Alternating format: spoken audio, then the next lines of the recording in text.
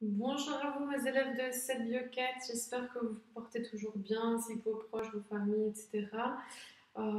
Et que vous restez chez vous. Voilà, j'espère que vous êtes toujours fou amoureux de la biologie, comme j'ai pu le remarquer. Je rigole. Voilà, j'espère que tout va pour le mieux et je vais continuer avec le quatrième et dernier chapitre de l'évolution, donc l'évolution humaine, que je vous ai demandé de lire déjà petit à petit. Donc en prenant votre temps, sachez que c'est le dernier chapitre et que vous avez déjà vu beaucoup de choses en cinquième. Donc je pense vraiment que cela va beaucoup vous aider pour la suite. Ça va? Voilà le chapitre qui apparaît derrière moi. Alors, tout d'abord, donc, on sait que l'être humain partage des familiarités, ou en tout cas des caractéristiques communes avec le chimpanzé et avec de toute façon tous les primates. D'accord? Alors, dans ce texte que vous avez à la page 1, eh bien, on vous montre des caractéristiques propres des primates, comme la main qui est préhensible. Préhensible, ça veut dire qu'on peut prendre des objets, d'accord? Donc le pouce est opposé aux autres doigts pour prendre des objets. Et bien ça, c'est typique des primates. Ça va? Une autre caractéristique que vous pouvez voir juste derrière moi, c'est les yeux.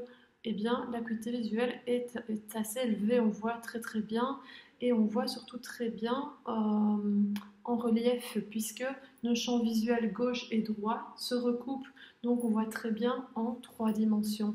Alors ça, c'est particulièrement phénoménal chez les lémuriens, comme vous le voyez, donc juste derrière moi.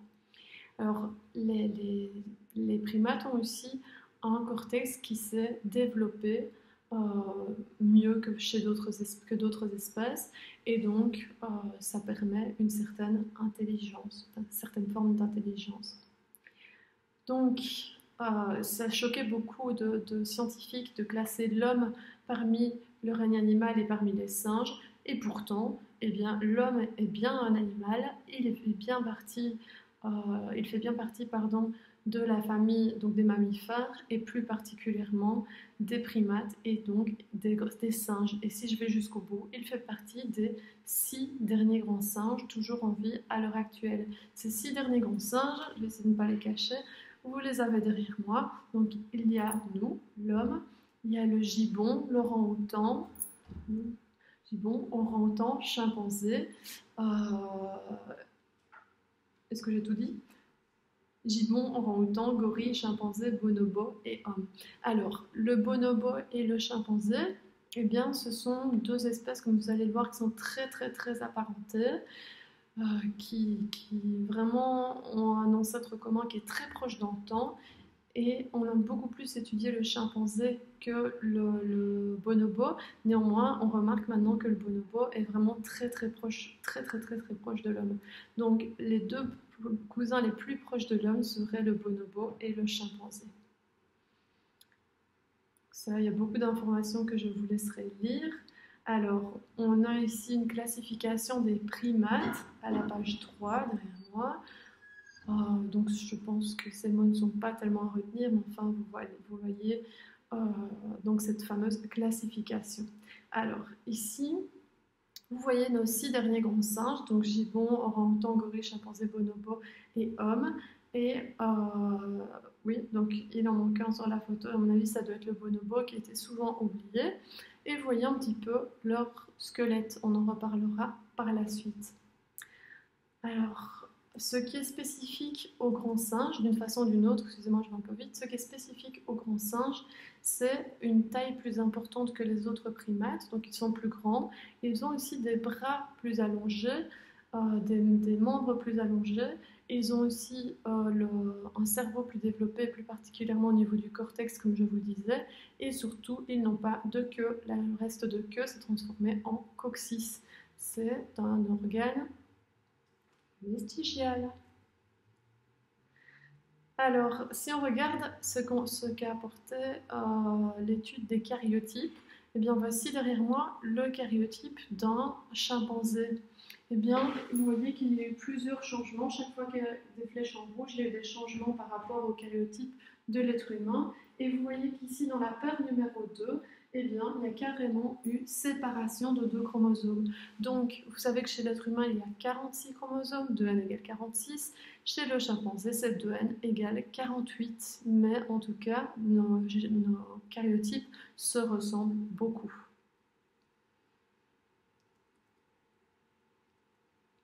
Voilà, donc il y a eu différentes mutations entre l'homme et le chimpanzé. Alors si on regarde les données moléculaires, donc si on fait de la comparaison de séquences, soit d'ADN, soit de protéines, eh bien on remarque dans l'exemple que je vous ai donné à la page 5, là encore une fois, vous voyez que le bonobo n'est pas repris dans cet exercice, mais on a pris une NAD, donc la séquence d'une enzyme, la NAD déshydrogénase, et on l'a comparé, donc on a comparé la séquence non pas d'acide aminé, mais du gène qui code pour cette protéine. Je vous rappelle que c'est plus fiable de comparer l'ADN puisque certaines mutations sont silencieuses. Donc, si on regarde notre cousin le plus proche là-dedans, eh bien, vous allez trouver que c'est le chimpanzé puisqu'il partage plus de lettres de l'ADN en commun que les autres espèces étudiées. Ça va? Juste, si je regarde ici, donc j'ai les êtres humains, et alors, si je regarde les chimpanzés, hop, ici il y a une petite différence, ici il y a aussi une différence, voilà, il y a quelques différences, mais néanmoins, c'est le groupe le plus proche. C'est pas les orang-outans, c'est pas les gorilles. Alors, pourquoi c'est pas les gorilles? On va regarder par exemple ici, il y a TAC pour les gorilles au lieu de TAU pour l'homme et les chimpanzés. Ça va? Donc ça, c'est des données moléculaires qui nous permettent vraiment de retracer des liens de parenté. Donc, du coup, on pense que les chimpanzés sont les plus proches parents de l'homme actuel. Alors avant, on pensait, donc sur des bases morphologiques, que, eh bien, on pouvait tracer un arbre généalogique, excusez-moi, comme celui de gauche. Hops. Voilà. Donc on a les hominidés, les pannes. Pannes, c'est les singes, d'accord?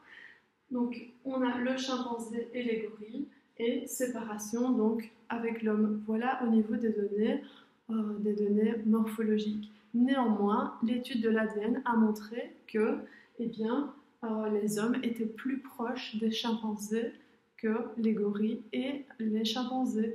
Donc, la nouvelle classification, eh bien, c'est celle-ci, et ça semblerait être la bonne. Donc, c'est-à-dire que les hommes et les chimpanzés ont un ancêtre commun plus proche dans le temps que les chimpanzés et les gorilles. D'accord? Voilà. Donc vous voyez que les données moléculaires apportent tous les jours des choses nouvelles à la génétique. Du coup, on arrive à un arbre généalogique des singes, puisque je peux parler de singes pour l'être humain aussi, hein, avec les gibbons, les orang-outans, les gorilles, les chimpanzés, les bonobos et l'homme, donc les 6 derniers grands singes. Et vous voyez ici donc l'homme, mais vous voyez son plus proche cousin, a priori, eh bien, enfin ces 2 plus proches cousins, ce sont les bonobos et les chimpanzés qui se sont séparés plus tard. Ça va? Ensuite, j'ai le gorille, mais vous voyez que l'ancêtre commun entre l'homme et le gorille est plus loin dans le temps que l'ancêtre commun entre l'homme et le chimpanzé ou l'homme et le bonobo, donc c'est le même ancêtre commun. Ça va? Les autres sont encore plus éloignés.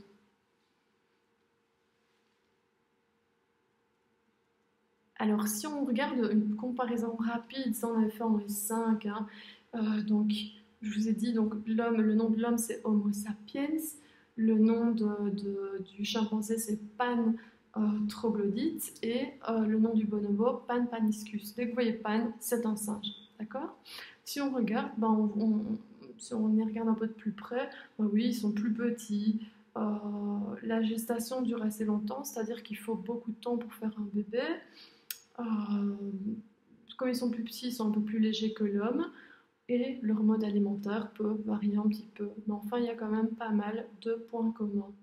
Alors au niveau de la génétique, certaines études ont montré que nous partagions plus de 98% de nos gènes avec le chimpanzé. Le bonobo, lui aussi, est de plus en plus étudié, mais je vous l'ai dit, ça prend du temps, d'accord, pour s'intéresser à tout ça. Et alors, oui, on a remarqué que des séquences, même dans les introns, donc dans les séquences qui ne codent pas pour de l'ADN, qui ne codent pas pour des protéines, eh bien, on avait quand même énormément de similitudes avec les chimpanzés et aussi avec les bonobos. Ça va? Donc finalement, quel est le plus proche cousin de l'homme? Le bonobo, le chimpanzé? À voir. Alors, là je passe, oui, j'étais un peu vite, voilà, la bipédie, le fait de marcher sur deux pieds ou deux pattes, comme vous voulez, eh bien, ce n'est pas, comme je mets dans le cours, l'apanage de l'homme, c'est-à-dire que l'être humain n'est pas le seul capable à marcher sur deux pieds. Les singes peuvent le faire aussi, les bonobos, les chimpanzés, sauf qu'ils n'utilisent pas ce moyen de locomotion de façon systématique. C'est-à-dire qu'ils peuvent se mettre sur deux pieds marcher, mais s'ils doivent prendre la fuite, par exemple, ils vont se mettre à courir. Donc, il ne faut pas croire qu'il y a une grosse différence entre l'homme et le chimpanzé. Alors, et le bonobo, bien entendu. Alors, au niveau des différences morphologiques, ça, c'est super important. Si je regarde l'angle facial, c'est ceci, d'accord? Donc, hop, ça. Eh bien, l'angle facial chez un singe, de façon générale, est beaucoup plus petit que l'angle facial chez un homme, ok? Je crois que je l'avais déjà dit pour ceux qui avaient cours avec moi en S5. L'idée d'Hitler, c'était de mesurer cet angle facial minimal en se disant que c'était en fonction de l'intelligence, d'accord? Donc plus on avait un grand angle facial, plus on était intelligent. Et il voulait supprimer les gens, tuer les gens dont l'angle facial n'était pas assez grand pour lui. On sait aujourd'hui que certains n'ont pas un angle facial très grand et pourtant ils sont très intelligents. Donc voilà, c'était une bêtise, mais c'était basé sur ces présentations du singe. Alors, autre chose super importante que l'angle facial, c'est la position du trou occipital. Le trou occipital, c'est le trou qu'on a dans le crâne et sur lequel vient se mettre, les vertèbres, la colonne vertébrale, excusez-moi. Donc, cette colonne vertébrale vient s'enchasser dans le trou occipital pour que le cerveau, l'encéphale de façon générale, soit en contact avec la moelle épinière. Eh bien, chez les singes, ce trou occipital se trouve en position reculée, alors que chez l'homme, il est en position avancée. Alors réfléchissez 2 secondes, si mon trou occipital se trouvait là, eh bien forcément, je me tiendrai plus comme ceci, d'accord, vers l'avant. Ok? Comme ça. Tandis que là, eh bien, je peux me tenir bien droite, puisque le trou occipital se trouve pile en dessous. Donc, en position avancée par rapport au singe. Bien retenir. Si on regarde le bassin, eh bien, il est plus léger chez les êtres humains parce qu'il est plus adapté à la marche. Il est beaucoup plus large chez les chimpanzés, chez les bonobos, chez les singes, chez les autres singes de façon générale. Il est plus adapté à l'accouchement, soit dit en passant, mais moins adapté à la marche sur 2 pieds, donc bipède. Vous voyez là d'ailleurs la taille des hanches, hein. La hanche a vraiment diminué chez l'être humain pour lui permettre de marcher sur ses 2 pieds. Pour lui permettre, vous voyez le vocabulaire que j'utilise, c'est pas pour lui permettre, mais la sélection naturelle a permis de. Enfin, vous comprenez ce que je veux dire, je l'espère. Ensuite, si je regarde les points d'appui pour l'homme et pour le singe, eh bien, les points d'appui, si je regarde le centre de gravité de l'homme, si je mets bien mes 2 jambes droites, le centre de gravité se trouve pile en dessous de mes 2 pieds. Donc, super, je ne suis pas dans une position inconfortable quand je suis debout. En revanche, eh bien, si on regarde chez le singe, eh bien, on a un centre de gravité qui est déplacé vers l'avant, d'accord? Et donc forcément, c'est inconfortable pour lui de rester debout. Ça va? Donc il va avoir tendance, encore une fois, à se pencher en avant et donc à marcher à 4 pattes. Alors, dernière grosse différence liée à la bipédie, c'est le fait que le pied, justement, soit préhensible chez les autres singes que chez l'homme, donc toujours habitué à prendre des objets. Chez l'homme, certains arrivent à attraper des trucs avec leur gros doigt de pied, mais c'est plus difficile à faire. Le doigt de pied n'est pas opposé aux autres doigts, donc normalement le pied n'est pas préhensible, il est vraiment adapté à la marche, donc bipède. Ça c'est vraiment très important au niveau du squelette. Okay. Alors, toujours au niveau du crâne, donc on sait que le crâne des hommes est plus volumineux que celui de ses cousins singes. On sait aussi que, oui, que ça je n'en ai pas parlé, qu'il y a des bourrelets ici au-dessus des yeux, des bourrelets susorbitaires, comme un certain collègue de chimie, vous voyez de qui je parle. Donc voilà, donc ici il y a des structures osseuses qui sont allégées chez l'homme par rapport aux singes, aux autres singes. Excusez-moi, je dis tout le temps le singe, mais vous comprenez, j'espère, ce que je veux dire. Alors le volume endocrânien, c'est-à-dire le volume à l'intérieur de la tête, donc qui permet d'avoir là où se trouve le cerveau, eh bien, il est beaucoup plus grand chez l'être humain que chez ses cousins, chimpanzés, etc., puisqu'il est à peu près de 1400 cm3 chez l'être humain contre 400 cm3 à peu près chez les chimpanzés et chez les bonobos.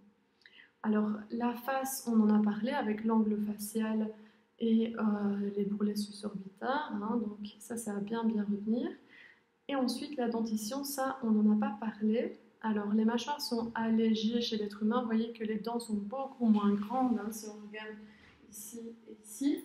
Et alors si on les regarde de profil chez l'homme, du dessus, chez l'homme et chez le singe, on dit que chez l'homme on a une mâchoire parabolique, en forme de parabole. Tandis que chez le chimpanzé, elle est en U. Alors évidemment, sur cette image-ci, elle est retournée, le U est retourné.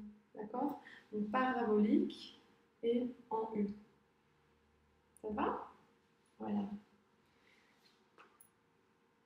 Alors le langage, ça aussi, ceux qui étaient avec moi, on a déjà vu en 5e. Qu'est-ce qu'il faut pour pouvoir parler? Il faut des aires du cerveau qui soient développées, des aires du langage donc qui soient développées, du langage et de la compréhension, notamment l'aire de Broca et l'aire de Wernicke. Okay. Ça, c'est peu développé chez les autres singes par rapport à l'homme. C'est une des raisons pour lesquelles probablement ils ne parlent pas, mais il y a une raison physique qui est encore plus évidente. Donc, c'est que pour pouvoir parler, il faut un appareil phonatoire bien développé, c'est-à-dire qu'il faut une cavité buccale, le nez, il faut aussi qu'on ait le pharynx, le larynx, etc. etc. Donc, pour qu'il y ait une caisse de résonance, si vous voulez. Et d'ailleurs, vous savez bien, quand vous avez le nez bouché, vous ne parlez plus de la même façon. Donc, essayez d'imaginer que vous avez le nez bouché, que vous avez d'autres problèmes, etc. Et parfois des moments où on ne sait plus parler quand on est malade, etc. Eh bien, les singes, il y a une grosse différence au niveau morphologie entre l'homme et les autres singes. Je voyais que je me reprends tout le temps. L'homme et les autres singes, eh bien, c'est que chez les singes, eh bien, donc le larynx, qui est vraiment super important, est en position haute, d'accord, tandis que chez l'homme, il est en position basse. Et eh bien, en fait, chez l'homme, quand on a un bébé, eh bien, il est en position haute aussi, le larynx. Le larynx, c'est la pomme d'Adam. Et il faut un petit peu de temps pour qu'il descende. Donc, un bébé, même s'il avait des choses très intéressantes à nous dire physiquement, il serait incapable de le faire. Donc, ça redescend tout doucement.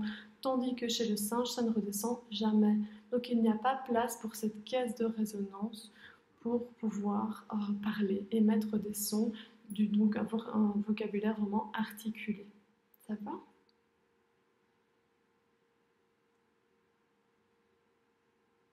Alors, l'utilisation d'outils. Alors ça, je vais voir rapidement avec vous. Donc, on voit derrière moi un singe qui utilise une branche pour attraper quelque chose. Donc, c'est des outils simples, mais quand même qui deviennent un petit peu sophistiqués. Alors, je sais que dans la classe, il y en a qui ont utilisé aussi des bâtons pour attraper leur cartable derrière la grille. Donc, finalement, on n'est pas si loin de nos cousins les singes. Petite dédicace, je rigole. Alors, si je prends un autre exemple, c'est dans les termitières. Alors là, ils sont très malins, les singes. Ils vont chercher avec des bâtons dans les termitières, ici. Ils vont pousser le bâton, ils vont mettre de la salive pour que ça colle. Ils vont chercher des termites, ils le rentrent et puis ils font comme une brochette, et ils mangent les termites. Voilà, alors un dernier exemple du cours, c'est celui d'une éponge. Voilà, c'est un singe euh, qui s'occupe, ah, qui est derrière moi là, voilà, donc pour avoir à boire et pour pouvoir ne pas donc rester trop près des rivières tout le temps, il va pouvoir s'en écarter en se fabriquant pas une gourde mais une éponge. En fait, il écrase et mâchouille des feuilles et il va tremper ça dans la rivière et va se promener avec dans la forêt. Et quand il aura soif, il va boire, comme vous le voyez sur l'image derrière moi.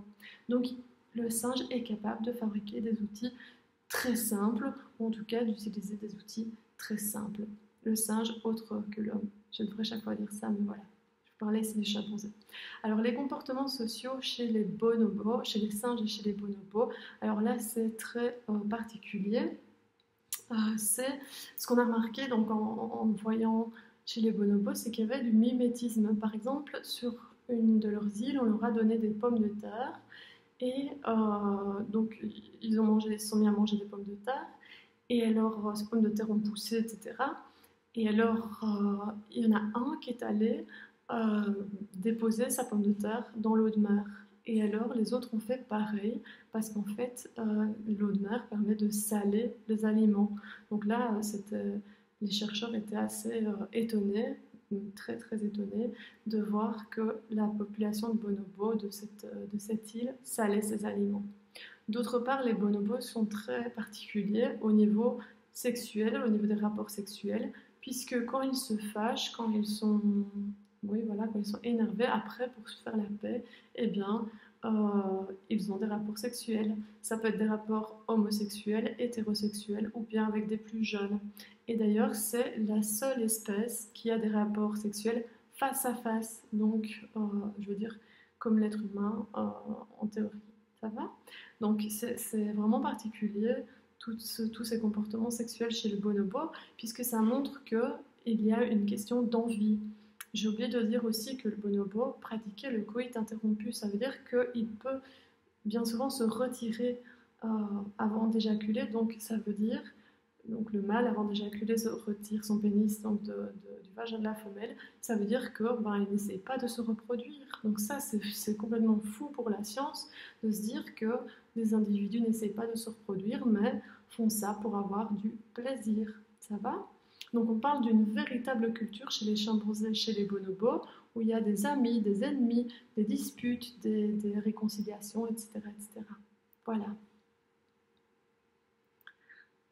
Alors, les critères d'appartenance à l'hominisation, eh bien, c'est une station bipède, en volume crânien supérieur à celui des chimpanzés, la régression de la face et du prognatisme. Le prognatisme, c'est l'angle facial, d'accord?